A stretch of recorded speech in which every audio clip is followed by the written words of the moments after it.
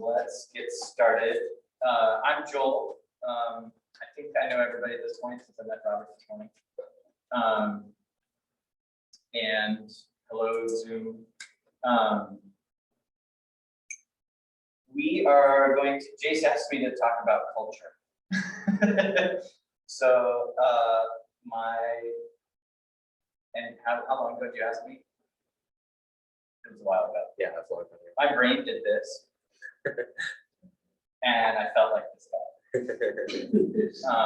So this could be, you know, a 35-part conversation.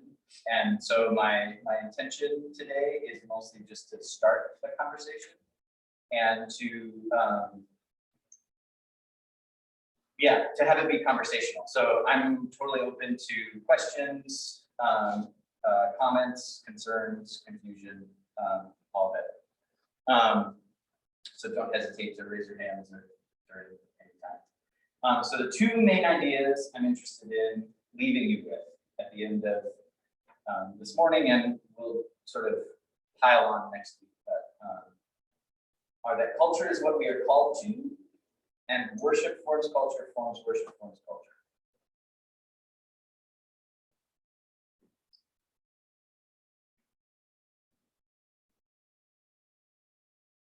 So, why are we talking about culture? What are we talking about when we talk about culture? So I'm interested to know if everybody's just here because it's Sunday school, or if anybody came specifically because of the topic, and if so, why? I feel like there's a pretty obvious moral decline in Western culture. Okay. And I want to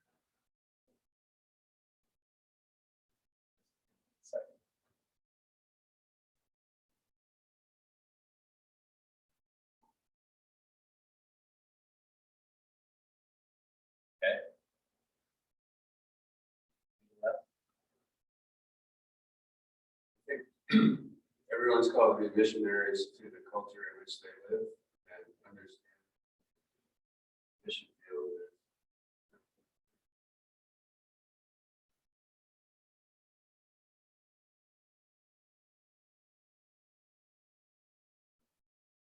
How well will my scribbling translate?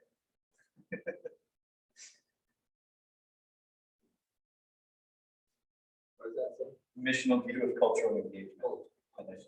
That's an intention. Really bad. Let's try that again. Oh, that's hard. English character. Yes. Missional view of intentional engagement. It's my very cryptic shorthand.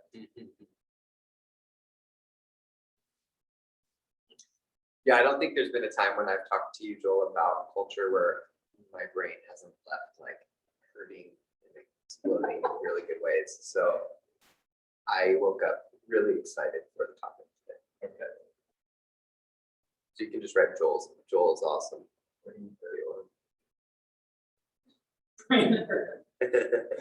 That's why I'm here. Yes. All right. So let's jump into the first idea of culture being, culture being what we're called to.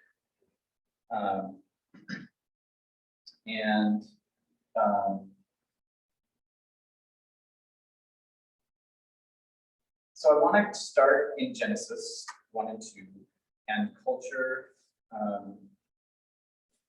the very etymology of the word culture is tied into what God has for us in Genesis 1 and 2. Last summer, I preached a sermon on vocation or work as mission. I don't know how many people were here for that, but I kind of like went in depth about sort of like the cultural mandate as it pertains to vocation and how that relates to our mission in the world.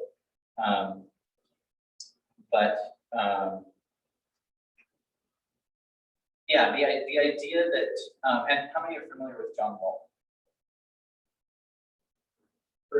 check out John Wall. So 2 books. Oh, Tim, you would love. Tim, yeah, you really love John Wall. The Lost World of Genesis 1 and the Lost World of Adam and Eve. And he is really good at framing Genesis as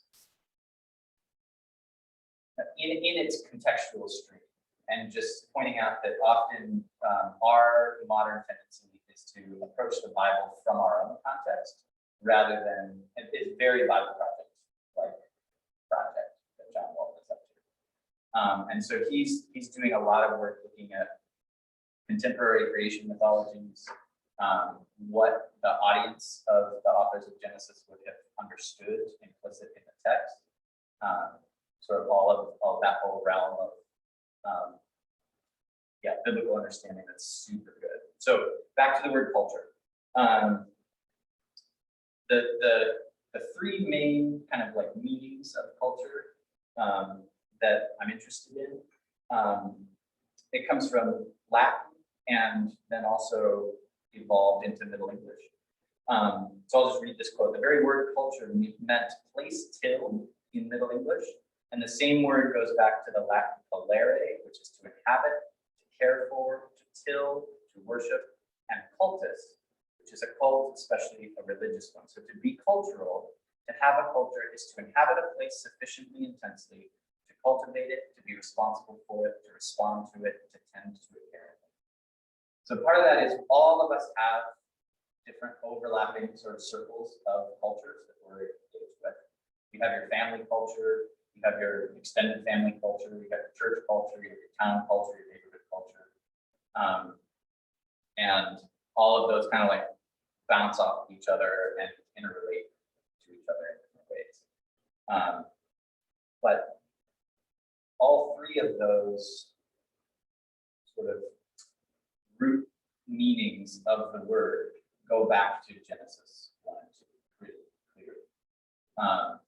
God created man in his own image, in the image of, so the other, how many of us are familiar with N.T. Wright's done a little bit of work on this, John Wall from the Bible Project, just the idea of the creation story in Genesis 1 and 2 being sort of culturally explicit story of a God creating a temple and then placing his image in the temple, and the way that points to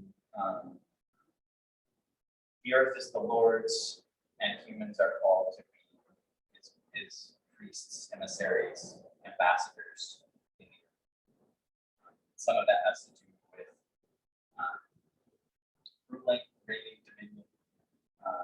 Some of that has to do with the Abrahamic covenant of being a blessing to the nations, and then there's just all of those things continue intervals throughout all of Scripture. So the God created man in his own image, and the image of God he created him. That's sort of the image of God, worship and be fruitful and multiply and fill the earth and subdue it. There's also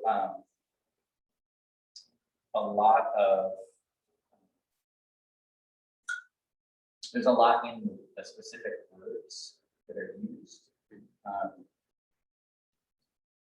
So the word for to work it and keep it is the Hebrew word that's used for work, is abad, and it can be translated as work or service or worship. And the word for keep is shamar, which can also be translated as to take care, or protect, or guard.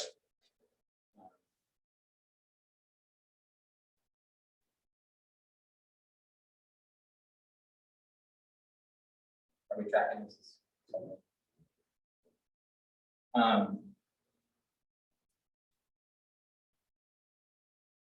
So I think a lot of times we tend to have this very compartmentalized view of our lives and what we're involved with and what we're engaged in. And this quote really resonated with me. This is from Tim Gombis and his an interesting podcast called Faith Improvised. He's a Bible scholar in Michigan. He writes, being brought up as an evangelical, I was taught that all these bad mindsets are sort of out there in the world. But I, following Paul, want to know how these are at work on me. How are these at work in our communities? How have we passed them down in the culture that we regard as safe, as the God-ordained culture? Because like I said, the story of Scripture is the story of God's people constantly adopting wrong ways of thinking, bad assumptions, unjust forms of community life. So I want to know, how are these at work in our communities, and how have they contributed to shaping a collective evangelical imagination? So two things I want to draw from Genesis 1 and 2 before we move on are kind of the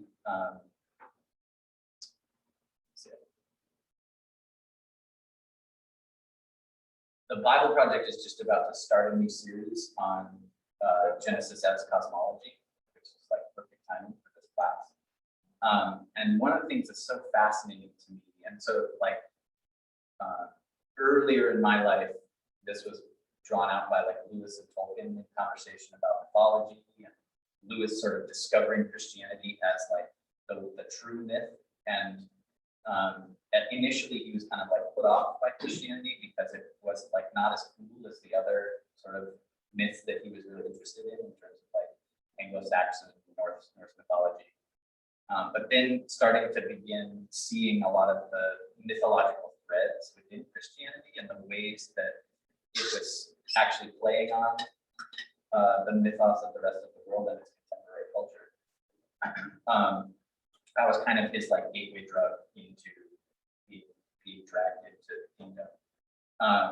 And similarly, what's interesting to me about the way that Genesis is structured and how similar, sort of how contextually similar it is to a lot of the contemporary creation myths, but also the subtle differences, and the differences are kind of what's important, the distinctives, and what those say about who God intends us to be and who God intends us to understand him as being.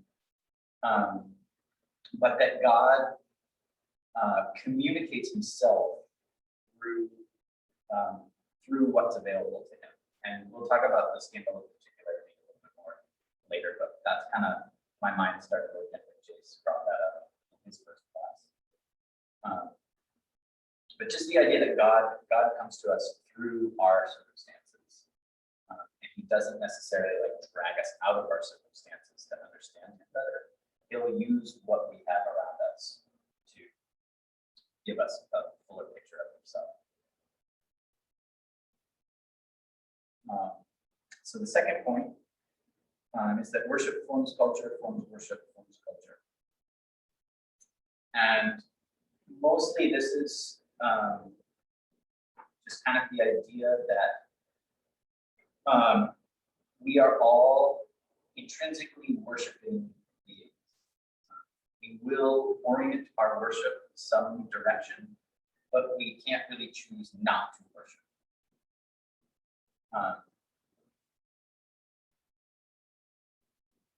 We have to worship something.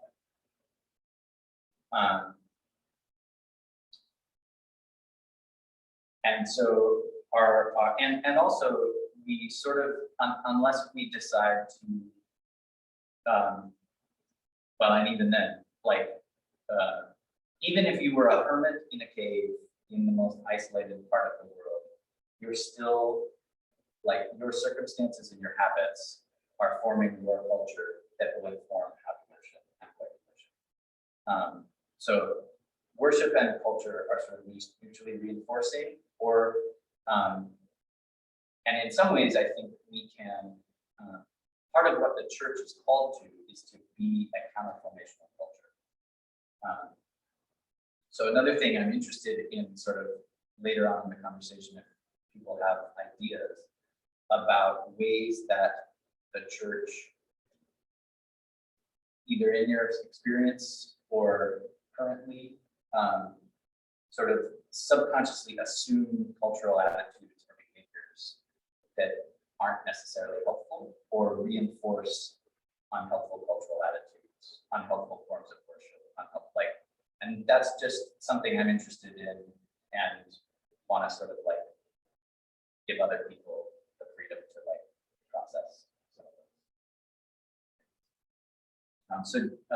Anybody familiar with James K. Smith? Got to read James K. Smith. And I'm gonna give, I've got a handout that I'll give at the end that's got a very incomplete resource list of books and podcasts and things like that.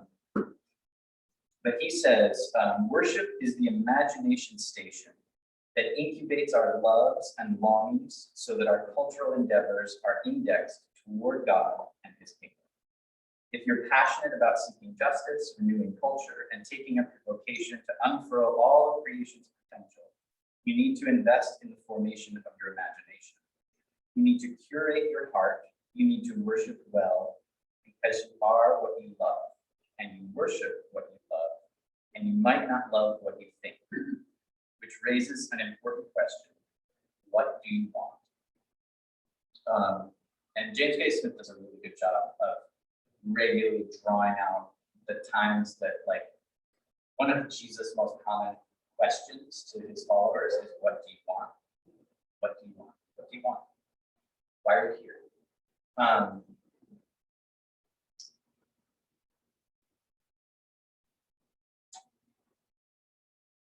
I'm going to pause for a minute and just see how we're doing. If anybody has thoughts, questions. Go ahead. Immediately go to whose man that thou art mindful of him, the Son of Man, that cares for him, and the fact that God is mindful of us, and his imagination is fixed on us. My thinking about that, spending my time imagining.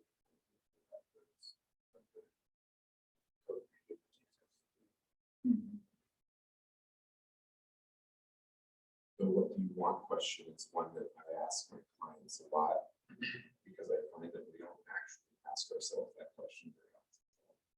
And I came to that realization through my own therapy and disasters in my life, and kind of realizing that you might not love what you think you do, like even idolizing one's own marriage because it seems very Christian to do so. Yep.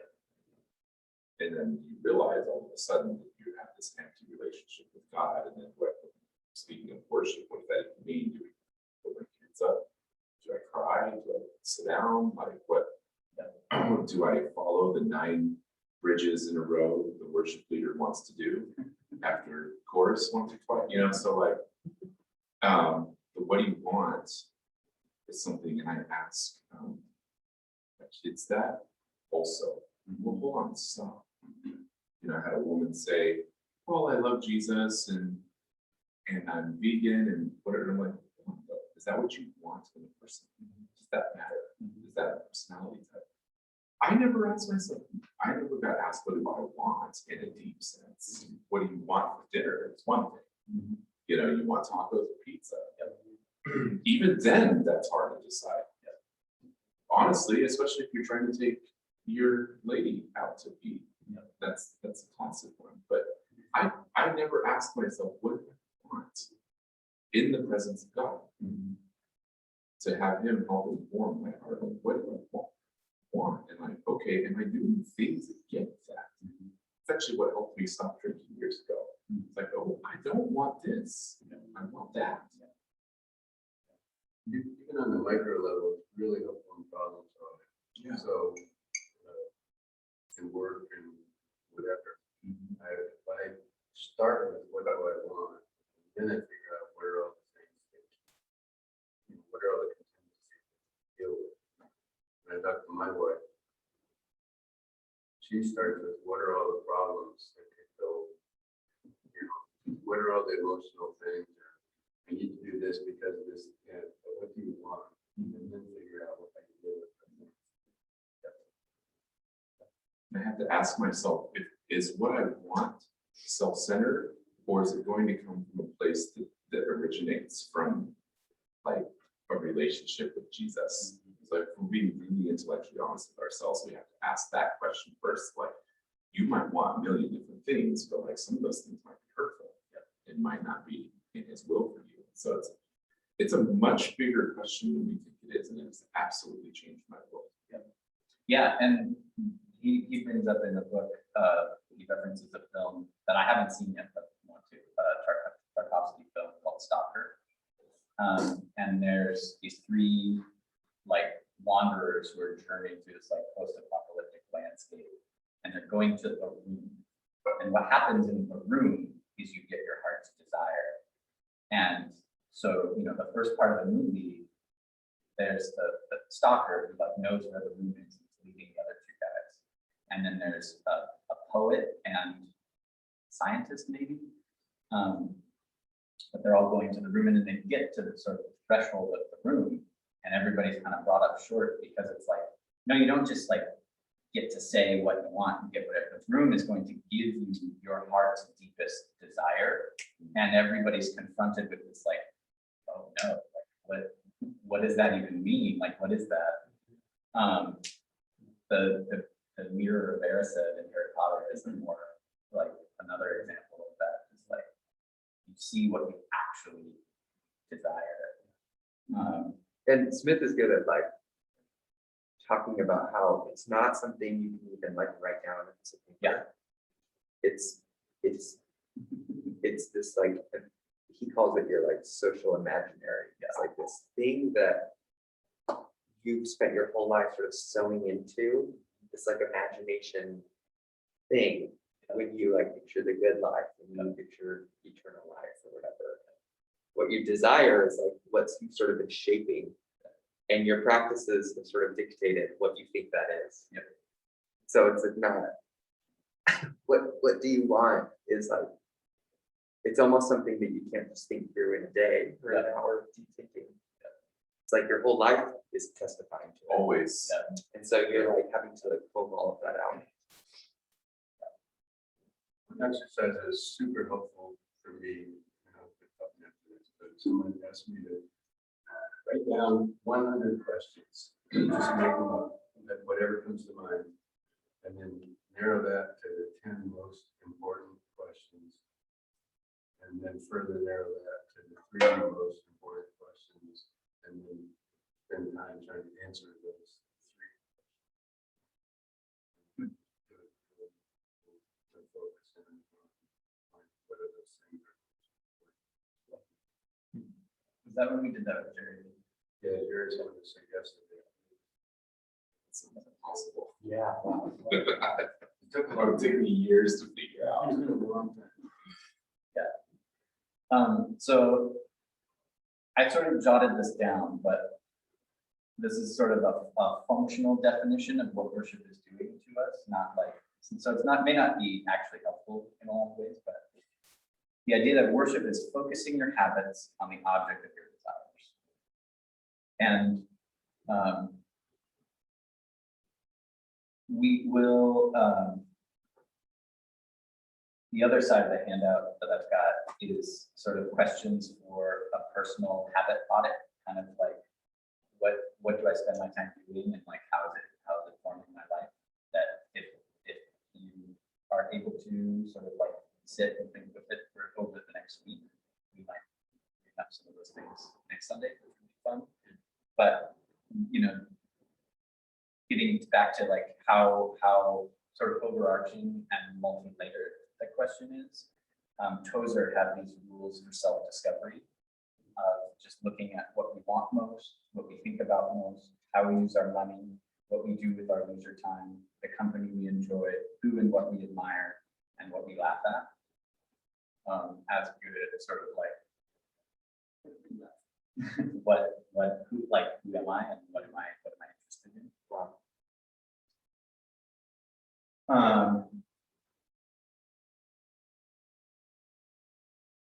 So Jace brought up the scandal of particularity that really kind of got me thinking about just the way that I remember having a conversation in college about, I was talking with a very like analytical, type A, logical, argumentative English major. And we were talking about the Bible, and I don't remember what the conversation on either side was, but I remember I said something about how, isn't it crazy that like God just wrote down all these stories And like, that's what he entrusted to like teach us things. Like, you know, it's just like the historical timeline of like a bunch of different authors. And then you have to get into like the layers of translation and like all, and like God like lets that be a major means of communicating with us.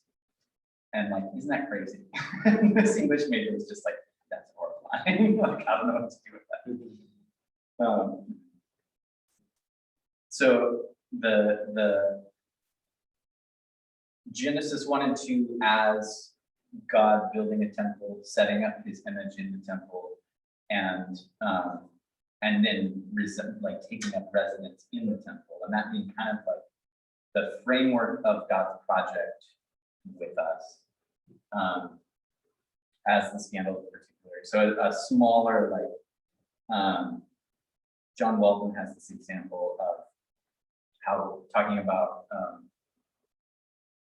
the way language differentiates like where things happen, where, you know, the seat,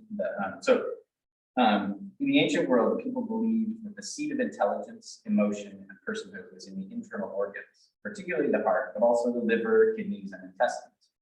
Many Bible translations use the English word mind when the Hebrew text refers to the entrails, showing the ways in which language and culture are interrelated. In modern language, we still refer to the heart metaphorically as the seat of emotion. In the ancient world, this was not a metaphor, but physiology. Yet we must notice that when God wanted to talk to the Israelites about their intellect, emotions, and will, he didn't revise their ideas of physiology and feel compelled to reveal the function of the brain. Instead, he adopted the language of the culture to communicate in terms they understood.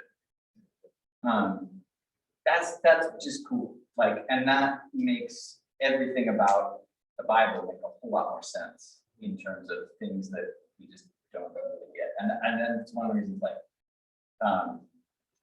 Michael Heiser and the Bible Project are so helpful. Makes the weird stuff seem like, oh, that now makes sense. Yeah, it's a lot less weird.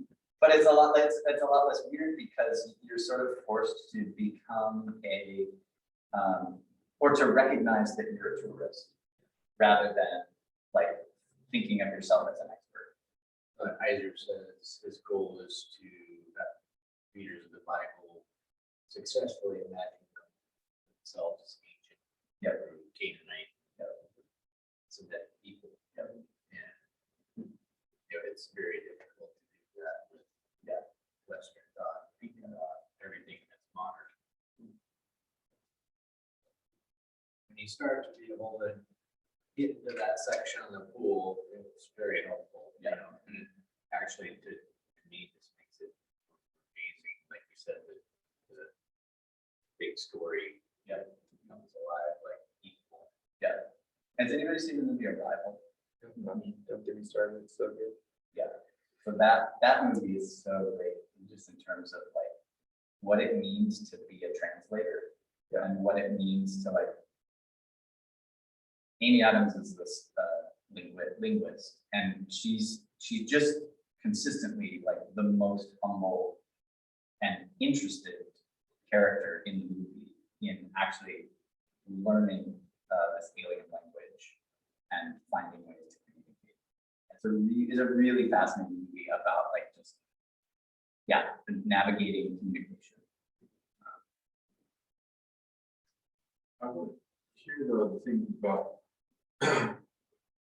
what we say when we talk about like my heart or in my gut, or even if I find the older I get, the more I realize that correctness isn't always the rightness, the right thing. Like if you would have said like your brain drives all these things that you feel or whatever, it wouldn't be the same. Like it allows us to separate intellectualizing an idea versus feeling or like knowing in your heart. Yeah.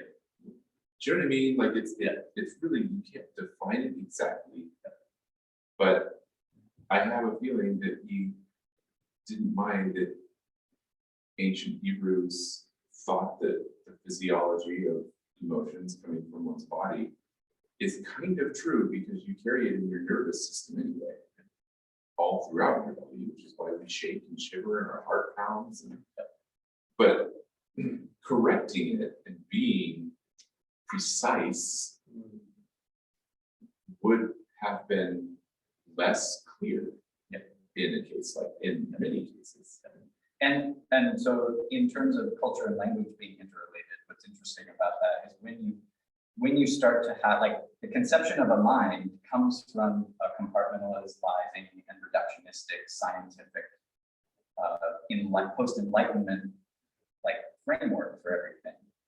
And it actually, like, the thing about talking about your guts, it doesn't allow for that separability between your physicality and your feelings or your emotions or your senses. Like there's a wholeness that's embedded in that cultural understanding that's probably even helpful for us to unpack a lot of the like divisions that we've sort of artificially created in order to try to understand things. And not that the understanding is bad, but that the understanding leads to a different way of engaging.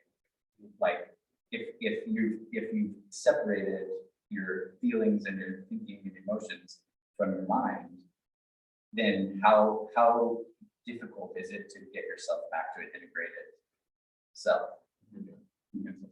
And just as a question, do you guys think at the individual level, it's helpful to know somebody who's predominantly a thinker or a feeler, can you change your language to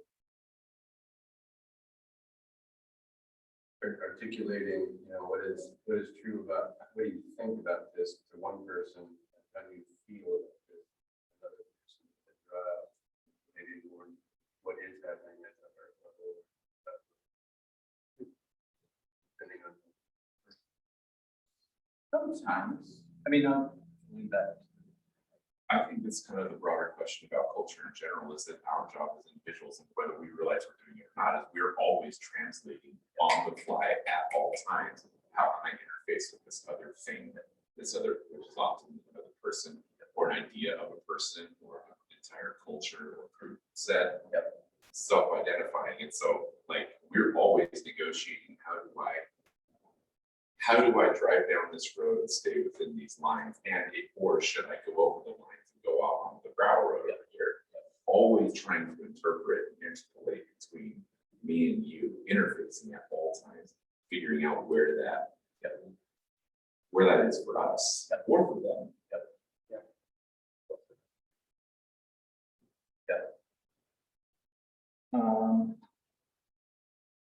Okay, so it's 9:10. So we're almost at the end of what I've got today. And happy to revisit parts of this. I'm impressed how we got through this. My plan for I'm gonna hand out this worksheet about just sort of taking, a lot of it is similar to the Tozer kind of like, what do I do that's pretty formative regularly? Like, what are my recurring habits? What are cultural things that I'm regularly participating in, and how are those forming me and shaping me? James K. Smith, in a couple of his books, has some really interesting, he just sort of shifts the whole focus of what is religious and what is not religious in terms of what forms our lives. So an example is like, when you go to a live sporting event and you can start to just distill, like, what is this doing to my heart? What is the, like, Timbers game is a really good example. I don't know how many people are there. But if you sit in the Timbers Army, it is a giant crowd of fanatic religious zealots who are worshiping their team and singing the praises of their team being triumphant. So part of the what I want to do next week is sort of start talking about some different cultural activities that are common, that have religious, teleological, implications that we may or may not have to be conscious of. So I sort of have some examples from education in school. And so part of the habits audit is if you guys have other examples that you want to unpack next week, that would be fun. And I don't know, what else? We got 15 minutes to sort of talk and Joel, can you like, so the scale of particularity, you Yes. brought that up because you're suggesting, is your main point with the scale of particularity that that's sort of like how we can understand Genesis 1 and 2, is it was ancient cosmology, temple, or is your point to say, what's your main point? the main point of the scandal of particularity is that God has always chosen to communicate with us through contextualizing himself. Okay.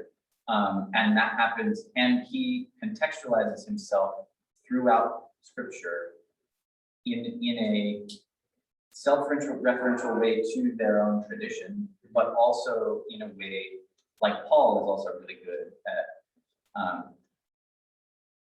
like sort of like skipping the rock of an idea off of like the shrine to the unknown God. Like let me tell you about that God. Like he knows he's present enough in his cultural context that he knows what is going to be helpful to his audience. And he learned that from God. Like God does that repeatedly through scripture over and over and over and over again. Okay. Does that make sense? Yes. Connect that then to the one slide you brought up by Gombis. Is that something? Yes. Yes. Yeah. Go back to that.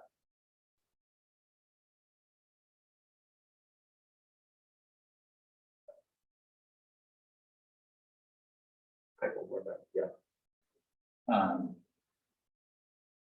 So, yeah, Because this is asking the question, yes, how have we adopted sort of cultural practices without realizing it yes, inside the church? yes. So- And his main point is that the Bible is a story of God's people adopting having bad cultural understandings of both either allowing the culture that God gives them to be corrupted by the surrounding culture, or by, I mean, so often, you just have Israel becomes Egypt and has to be saved from itself over and over and over again. The Exodus is kind of like the story, and then you have Israel being Egypt to itself. And just the idea of God saving Israel from Egypt, that's just like a process of generations that's still incomplete, and those things still, the church, we are a product of a millennia's long tradition of different denominational contexts, which mean different understandings of scripture and what God is calling people at different delineations of those things. And some of those traditions are more influenced by their historical or cultural context than others, and some are, it's all really connected. And regarding the scale of particularity, you would suggest, I think I'm understanding you're saying, this allows us to have like a Pauline relationship with culture. Like you said, we can like skip stones across. We can look at culture as Paul did, less like Yes. what's out there. Yes. But also, I'm guessing the culture of our church, we can engage with it in the same way. Yes. Yeah. Recognizing.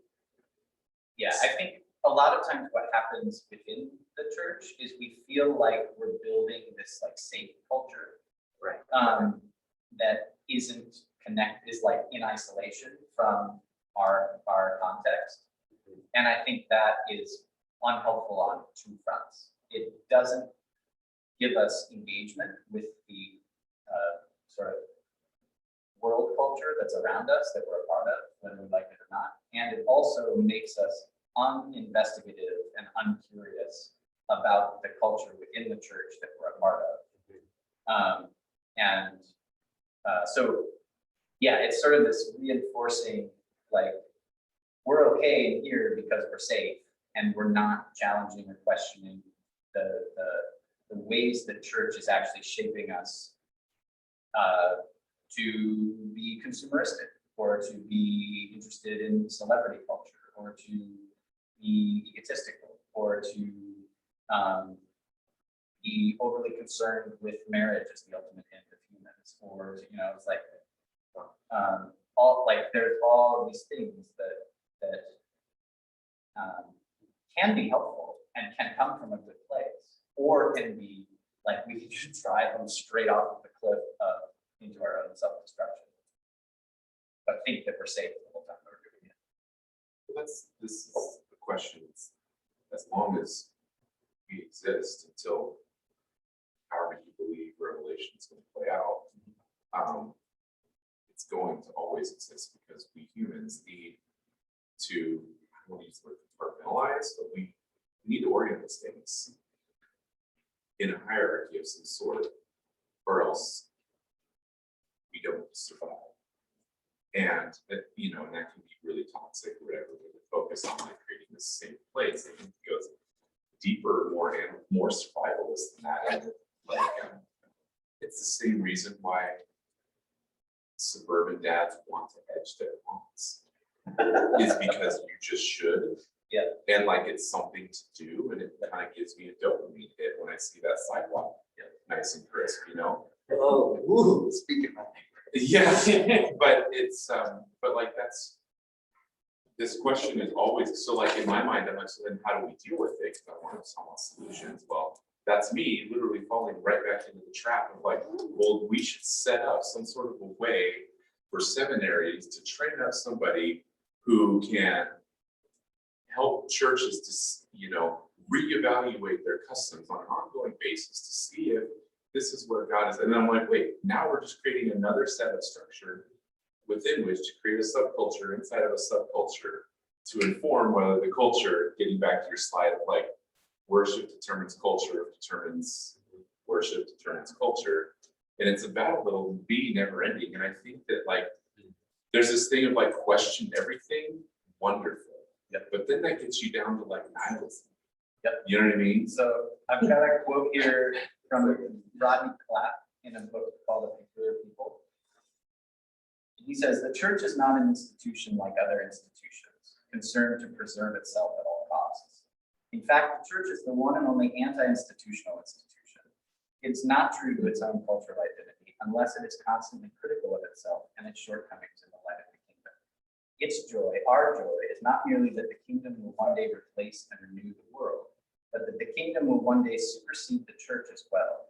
Christians hope and pray and work for the day when all nations and all of creation will recognize the lordship of Jesus Christ, so that there will no longer be any distinction between the church and the world." The idea being like, I think like, I get what you're saying, but even the like,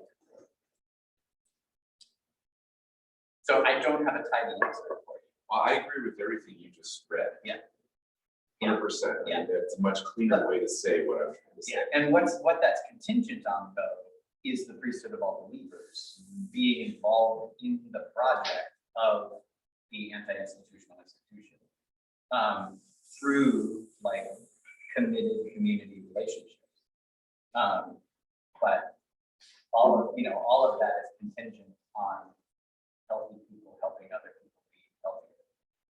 It's like so much of it is contingent on, and so much of our culture is structured towards institutional solutions or systematic solutions or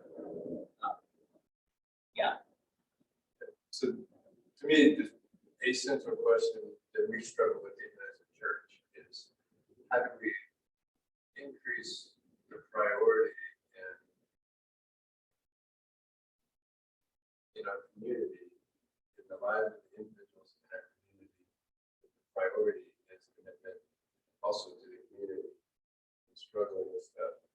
And so even with all the cultural stuff, we're so intertwined that there's so many things that are going on in culture. And behind those things are some good things and some bad things. But they become politicized because half of us, even within the community, want to emphasize one side of it or the other. Yeah. And the other half wants to emphasize one side or the other in a cross relationship. And look for a community that fits them in better. And we've really struggled with several of those issues and each other, encouraging that working through the different lenses to those cultural intervention things to say, okay, what's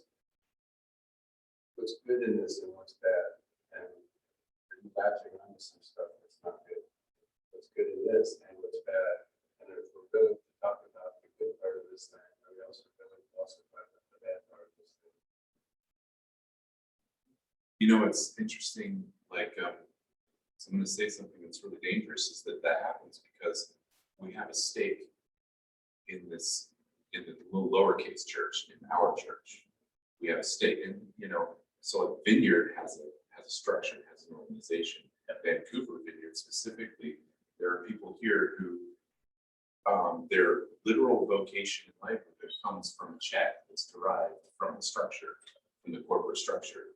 So in and of itself, it's always going to have a conflict of interest that can't ever truly be honestly dealt with, even by the most well-meaning, like, pastoral, deacon-based guidance people who love Jesus deeply and have the best knowledge of the Bible in the world. As long as you have this structure around it, there's going to be something to have to manage and maintain to. Take, for instance, on the flip side, there's no formal structure around something like AA, and it's existed in a very open form where people are constantly disagreeing, but always finding, like, hey, we can do this again tomorrow, no big whoop. But there's no formal oversight. I mean, there's a very tiny amount in New York that just simply manages copyrights for the publication that's basically stayed the same since the 1930s. Otherwise, like, it's all volunteer, there's no paid, and they exist everywhere and roughly the same, but always changing. So it's like, to me, that is amazing. But like, are we scared then that this, so like, if we don't have a building that people can come to, that we paid a mortgage on, if we don't have a salary to be able to pay to Marshall or to Chase or to anyone else, like, what happens then? You know what I mean? Yeah. So then I have this pressure, like, how much am I gonna give this week? And is it gonna, so now I'm thinking about like the pothole out in the driveway, or what, I know some potholes, so I'm not like trying to insert anything.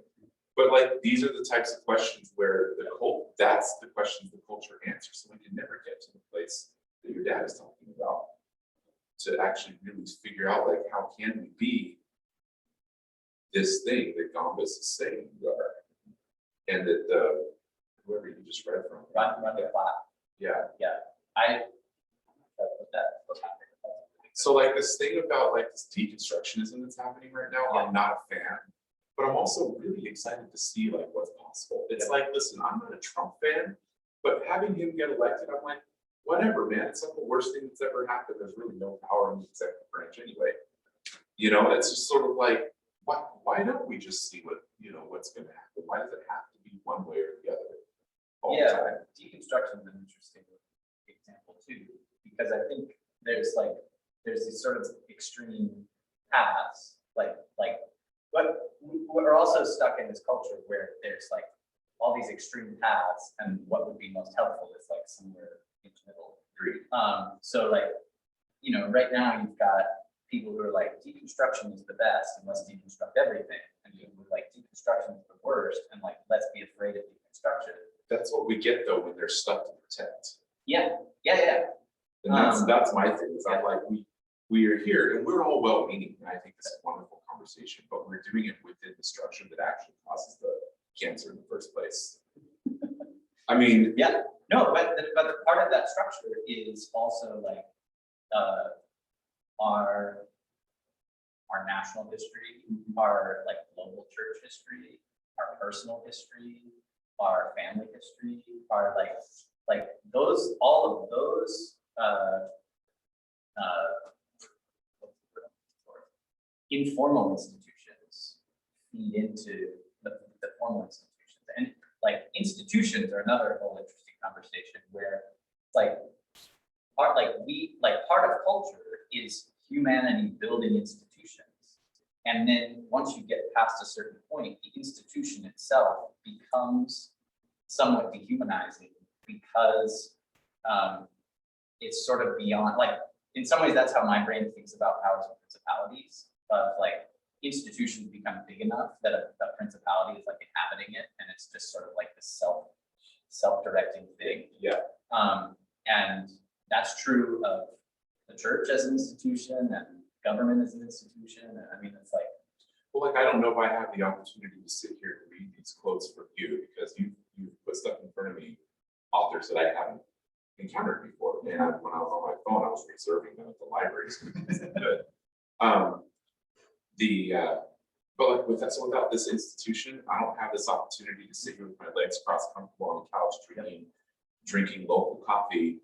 It's also, all of these things are a result of an institution. Hearing you say that, think about, well, the hierarchy that created a system where an institution like Toyota can exist means that you probably get in your Camry and it starts up 1,000 out of 1,000 times, and you get to go, well, that hierarchy works pretty dang well. And without the institution and the structure that the culture brings to bear, like public education, you know what I mean? Like, so there's also like deconstruction. But I don't, my point is like, so what's the answer then to the institutionalized church? House churches? Well, I don't get this if I'm leading all of us in our, heaven forbid, at my house down that street.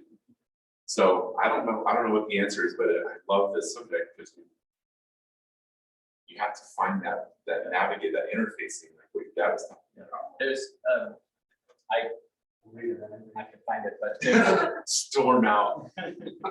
there's a Itchy Right quote, just about the, like, part of institutions being human institutions. Here it is. What you do in the present: painting, preaching, singing, sewing, praying, teaching, building hospitals, digging wells, campaigning for justice, writing poems, caring for the needy, loving your neighbors yourself, building a church institution, will last into God's future. These activities are not simply ways of making the present life a little less beastly, a little more bearable, until the day we leave it behind altogether. As the hymn so mystically puts it, they're part of what we may be building for God's kingdom. So like there's some mysterious like aspect in the church being an anti-institutional institution. Part of what that self-subversive character is the willingness to look, or like the willingness to be trying our best to pursue God in building this institution, while also recognizing that because we are imperfect, Jesus may come back and like flatten most of it and be like, that little part was good. And we're going to build off of that. Like, and so it's Like, not we need to be ready to let that go. Yep. So that's not to give up on institutions, Like that. but it's to recognize that like our foundations aren't always the strongest, and we need Jesus to like come and level and like start the right foundation. And I think that without Jesus involved, that all institutions are going to be battle. Yep. And that all that is destroy, kill, you're going to end up with Germany. So I've gotten down the Jordan Peterson hole. He's also puzzled by what we're talking about. You heard me dropping some hierarchy information Yeah, in there, yeah. it just has to be, and this all goes back to Genesis, chaos is dangerous. And unhealthy and brings out the worst in human beings because we're culture. I like how the till, it creates order, it makes something habitable. And follow God's model. And I was just trying to think of Genesis, where's the instruction? Be fruitful and multiply, but I don't see instructions for the culture until later on. Jesus is like, love God, love your neighbor. If you get away from that at all, then you end up in Babylon and lead people back. And that's because the law is us deciding to make our decisions on right and wrong. And I think that self-centered survival takes root, grows an institution. It's going to mimic, it's going to copy, it's going to create order. People are going to, and I don't know if there is an actual institution. Jordan seems pretty convinced that it's just going to come down to individual at a time, right across the earth. Yeah. And all these other things are helpful. If, find somebody you admire, you're not admiring an institution. You're oftentimes admiring person who is brave enough, courageous enough to speak what they believe to be true, even if it's unpopular. And sometimes he actually can't believe that he has the platform he has because he just got to a point where he just decided to push far enough where he just started. There, if you like me, I'm going to speak what I believe to be true. I have lots of this training. There's lots of people sitting in my chair talking about these human emotions and tendencies, and starts writing it down, and it explodes. So he is pretty inspiring. It's just chaotic world. God comes and creates culture and order. I also think too, there's a lot to respond to in that, but there's kind of the cultural piece in Genesis 1 and 2 is James K. Smith talks a lot about culture being the sort of sub-creatorship of taking the latent materials that God has gifted us and transforming them in some way. And so that whole list of there's onyx there that's good and gold that's good in that place. And so you have Genesis 1 is all about God coming to the form, the wild and waste and bringing order to it. And then you have this whole list of resources, natural resources, and then God puts people in the garden right next to where all those natural resources are. And so there's this mirroring between God doing all of this stuff to the materials that he finds, and then God leaving all of these materials in this place and building his image, or setting his image in the garden. The other side of that too, I think part of that institutional humility of the church is coming back to the idea of common grace. And we don't really know what Jesus is going to find acceptable when he comes back. And there may be a whole lot of things that are outside of the church that he's that's good. We can build on that roof right there. We'll level all these things around it, but that's a good thing. And so just the posture of and that's not to say so one thing to balance in all of this is we're not just wholesale accepting all of culture. We do have we are called to evaluate things and to sort of and there's nothing that says you have to engage with all of culture in order to be missiologically ready. But there are probably lots of things that are more redeemable than we think. I think one of my favorite moments of when Jesus was here was just how he pointed to a Roman centurion from a completely different culture everybody's like there's faith. Yep. You know, and that's not related to Hebrew, Israelite culture, like one iota. I like what you were saying about, Peterson's commitment to one-to-one transformation. Like if you can't even make your own bed and clean your own room, why would you try to start a revolution and change society for the better? Yeah. Right, like who are you to say that? But I think that about speaking to people about Jesus, or when somebody decides, I think the church is full of people who don't really actually know Jesus. And it's because we've created a safe space for those people to come, and it feels like a thing to them. It's why the LDS church is so powerful, is because it's a structure that people want to be a part of. And God be damned, in for a lot of them.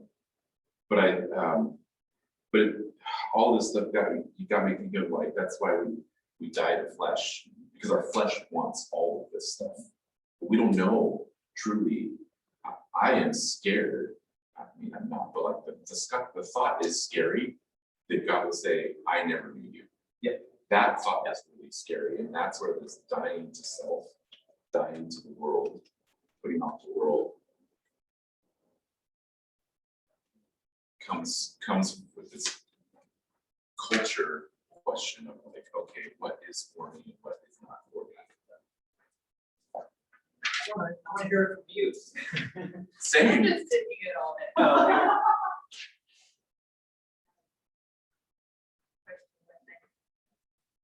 Bring the questions.